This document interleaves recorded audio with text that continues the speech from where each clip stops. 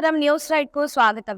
వృద్ధులను ఆదరించడం అభినందనీయమని ఎమ్మెల్యే డాక్టర్ నెలవల విజయశ్రీ గారు అన్నారు. వృద్ధులను ఆదరించి హక్కును చేర్చుకుని వారికి అన్ని సదుపాయాలు కల్పించడం అభినందనీయమని సూళ్లూరుపేట శాసనసభ్యురాలు డాక్టర్ నెలవల విజయశ్రీ అన్నారు.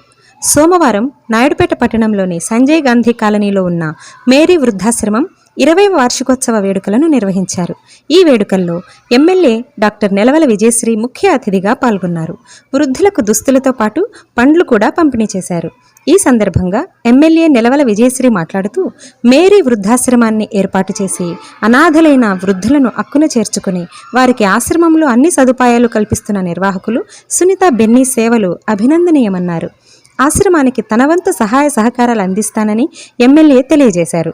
ఈ కార్యక్రమంలో టీడీపీ నియోజకవర్గ in charge Nelavala Subrahmanyam, municipal vice chairman 786 Rafi, నాయకులు పార్థసారథి, మైలారి రాజశేఖర్, ఎగుదల విజయ్ కుమార్, గాదిరెడ్డి గోపి, మొండెం బాబు, చక్రపాణి, బల్లి ముత్యాలయ్య, రాజ్యలక్ష్మి తదితరులు పాల్గొన్నారు.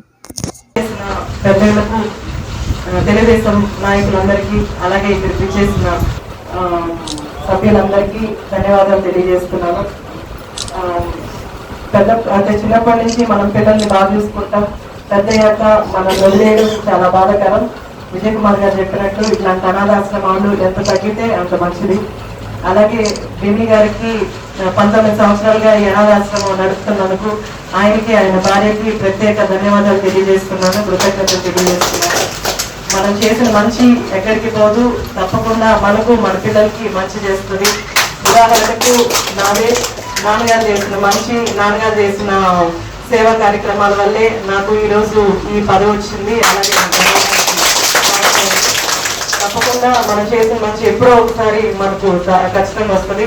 కాబట్టి మీ పిల్లలు, మీకు దేవుడు ఆశీస్సులు తప్పకుండా ఉండాలని మనస్ఫూర్తిగా కోరుకుంటున్నాను.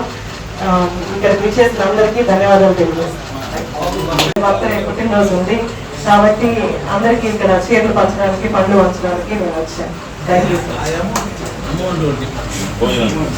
మొదటిసారిగా వచ్చాను కాబట్టి బెన్నీ గారికి నా వంతు సహాయం, అలాగే నాన్నగారు చెప్పినట్టు ఖచ్చితంగా స్లాబ్ వేయించడానికి తప్పకుండా థ్యాంక్ యూ.